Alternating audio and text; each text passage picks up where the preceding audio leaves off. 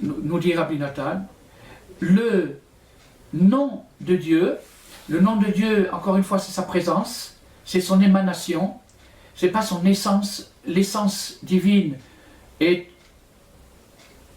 au-dessus de toute description, même au-dessus de tout nom. On ne peut pas donner un nom, ni une dimension, mais à partir du moment où Dieu intervient dans l'histoire et dans le monde et dans notre vie, on peut lui donner un nom. Donc son nom, c'est sa présence, et sa présence se trouve glorifiée en haut et en bas. Pourquoi en haut et en bas, alors qu'en fait, il s'agit plutôt d'en bas, puisque c'est quelqu'un qui est très très très éloigné. Donc on va dire, d'accord, il s'est repris, il a essayé de faire des efforts, il a glorifié le nom de Dieu en bas. Pourquoi en haut? Ah, alors ça va expliquer ce que j'ai dit il y a quelques minutes.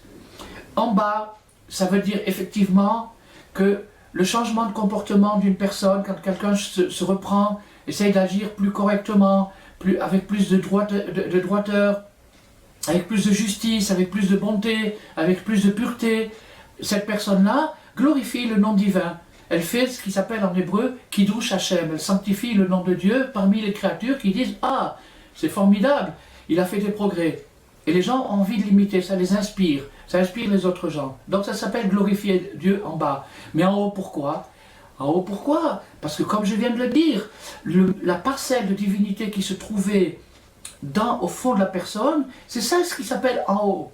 En haut, ça veut dire, c'est spirituellement. Il ne s'agit pas ici de hauteur géographique, il s'agit de quelque chose de spirituel.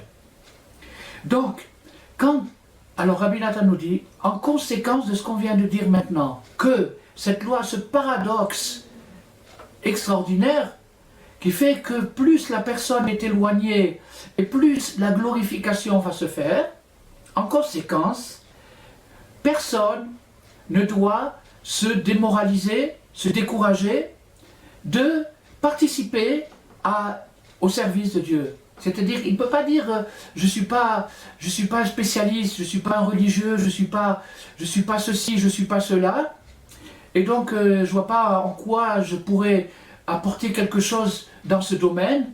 Bien au contraire.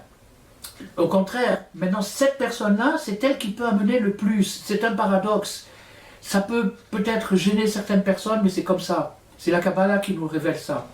Donc, il ne doit pas se décourager à cause de son éloignement, qui s'est éloigné de la perfection, il s'est éloigné de Dieu, à cause des nombreux péchés qu'il a commis dans sa vie, même s'il a fait beaucoup de mal et qu'il a détruit énormément autour de lui, au contraire, c'est de lui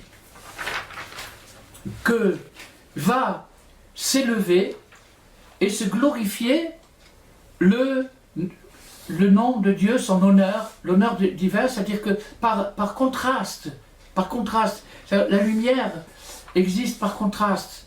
Vaïerev, Vaïboker, premièrement Dieu a créé l'obscurité, puis après la lumière, parce que l'obscurité, elle fait valoir, elle met en valeur la lumière. Donc plus l'obscurité a été profonde, plus quelqu'un s'est trouvé dans une obscurité épaisse, plus son rapprochement, même minime, aussi minime soit-il, a une immense valeur aux yeux de Dieu, et il glorifie la gloire de Dieu encore plus.